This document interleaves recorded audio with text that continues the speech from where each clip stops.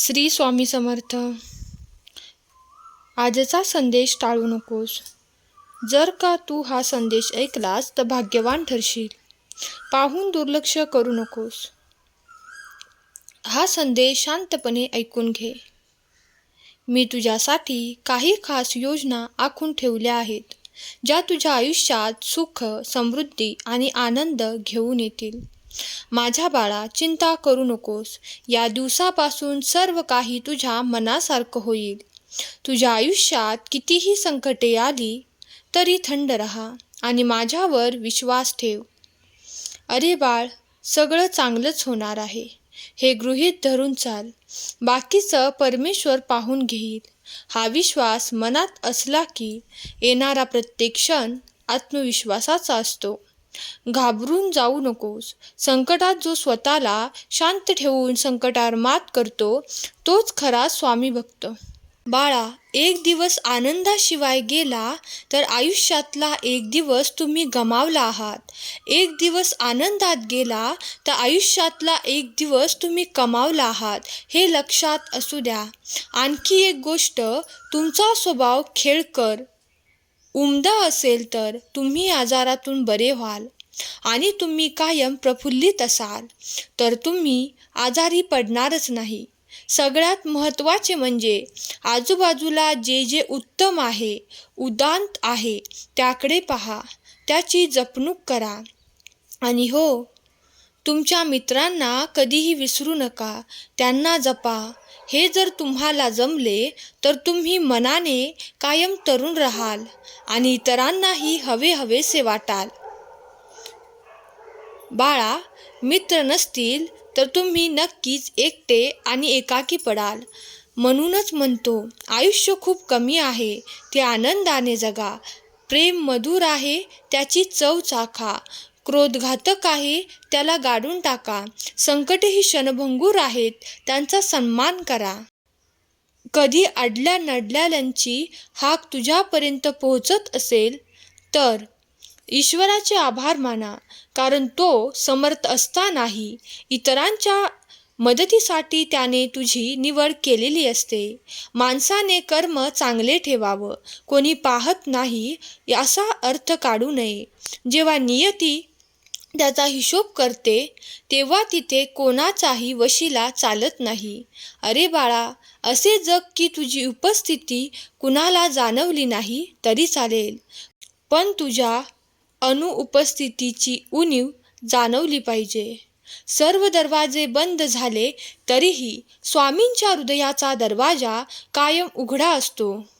अपेक्षा स्वतःपासून ठेव, इतर लोकांपासून नको. अरे बाळा, अडचणीत असशील तर स्वामी तारतील.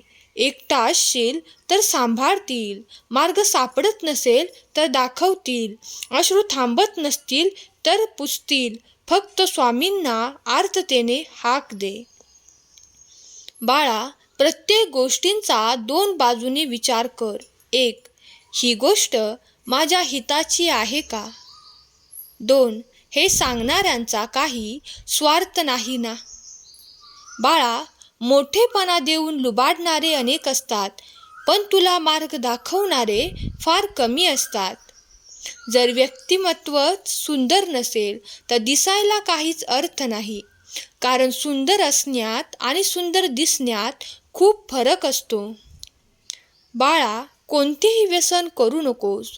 असेल तर सोड आणि नसेल तर त्या वाटेला जाऊ नकोस. जे लोक तुला व्यसन करायला लावतात ते तुझे मित्र असूच शकत नाहीत. तुझ्या कर्माचं फळ तुला मिळणार आहे, हा माझा आशीर्वाद आहे. बाळा, तुझ्या आयुष्याचं सोनं होणार आहे. फक्त नामस्मरण कर. अरे बाळा, तू फक्त विश्वास ठेव आणि चांगले कर्म कर. बाकी सर्व आमच्यावर सोड. तेच तुला देऊ जे तुझ्यासाठी योग्य आहे. आमच्यावर विश्वास आहे ना? मग घाबरतोस कशाला? मी आहे ना तुझ्या पाठीशी. भिवू नकोस. प्रत्येक संकटात स्वामी शक्ती पाठीशी आहे, हे लक्षात ठेवून खंबीरपणे वाघासारखे सामोरे जा. बघ कसे संकट तुला घाबरून दूर पळून जाईल ते. स्वामी म्हणतात, मला माहीत आहे कदाचित तू दुःखी आहेस, काही तुझ्या मनासारखं घडत नाही, पण तरीही तू खचू नकोस, दुःखी होऊ नकोस. माझ्यावर विश्वास ठेव. तुम्ही खूप अनमोल आहात. ही गोष्ट कधी विसरू नका. लक्षात ठेवा, जे भूतकाळामध्ये घडले त्याचा विचार करून येणारे भविष्य खराब करू नका, कारण आपल्याकडे खूप किमती गोष्ट आहे आणि ते म्हणजे आपले अनमोल आयुष्य. ते सुखात आणि आनंदाने जगा. बाळा, तुझा संसार सुखाचा होणार आहे, हा माझा आशीर्वाद आहे. स्वामी म्हणतात, काळानुसार बदलायला शिका, नाही तर वेळ बदला. परिस्थितीला दोष देऊ नका. कोणत्याही परिस्थितीत चालायला शिका. ज्याप्रमाणे वारा एका दिशेने वाहत नाही, ते वेळोवेळी बदलत राहते, त्याचप्रमाणे माणसाचे नशीब देखील वेळोवेळी बदलत असते. म्हणूनच वेळ वाईट असेल तर काळजी करू नका. फक्त योग्य वेळेची वाट पहा, कारण वेळ नक्कीच बदलेल. वाईट लोकांना समजावून सांगून सुधारले असते तर बासरी वाजवणारा श्रीकृष्णाने महाभारत कधीच घडू दिले नसते. वरील तो देव तुम्हाला जेवढी वाट पाहायला लावत आहे, परंतु जेव्हा वेळ येईल तेव्हा तो इतके देईल की ते तुम्ही सांभाळू शकणार नाही. तुमच्या जीवनावर कधीही नाराज होऊ नका, कारण तुमच्यासारखे आयुष्य जगण्याचे स्वप्न पाहणारे बरेच लोक आहेत.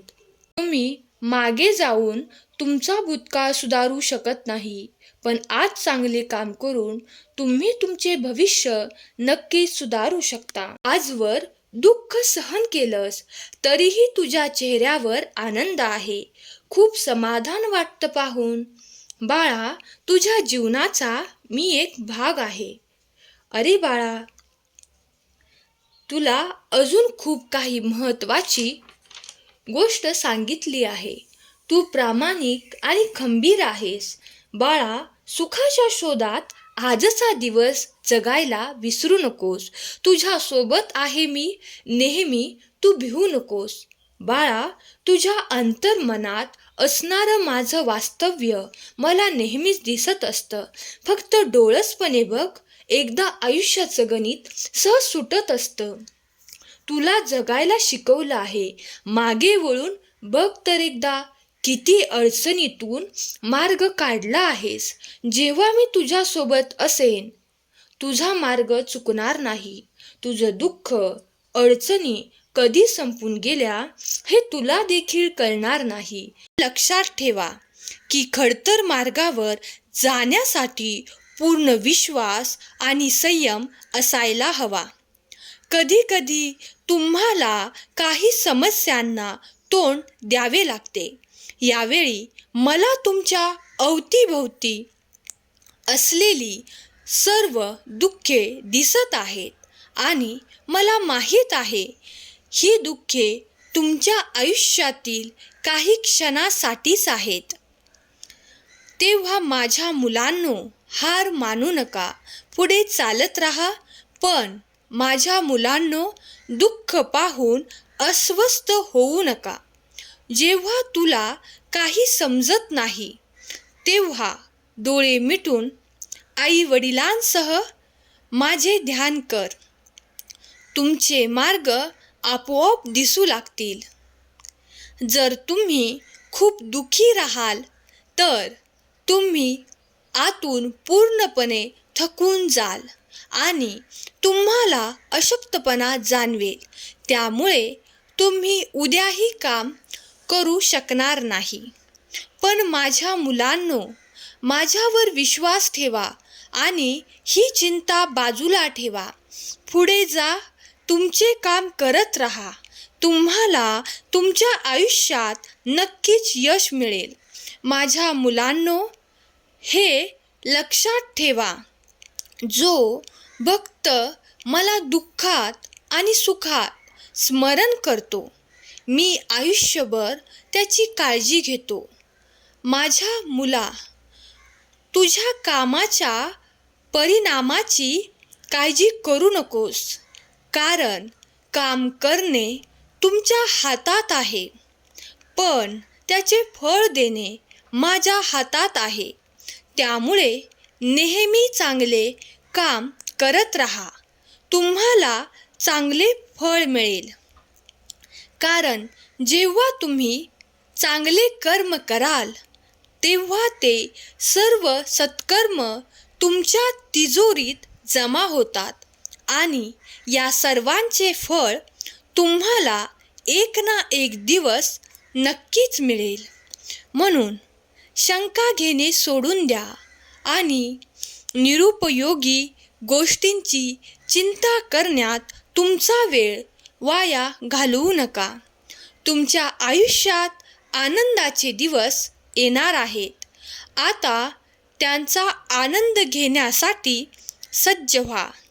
माझ्या मुला, नेहमी तुझ्या कर्माकडे लक्ष दे, कारण जर तुझे कर्म चांगले असतील तर तुला नक्कीच चांगले फळ मिळेल. जगात तुम्हाला असे अनेक लोक सापडतील. तुम्ही चांगले काम कराल तेव्हा ते तुम्हाला नक्कीच अडवतील, कारण अशा लोकांना तुम्ही आयुष्यात पुढे जावे असे वाटत नाही. हे जाणून ते तुमचे मनोबल खच्ची करण्याचा प्रयत्न करतात आणि अशी माणसे तुम्हाला जगात प्रत्येक वळणावर सापडतील. पण अशा लोकांकडे तू लक्ष देऊ नकोस. तुला तुझे काम पूर्ण जोखून द्यावे लागेल. हे माझ्या बाळा, लक्षात ठेवा.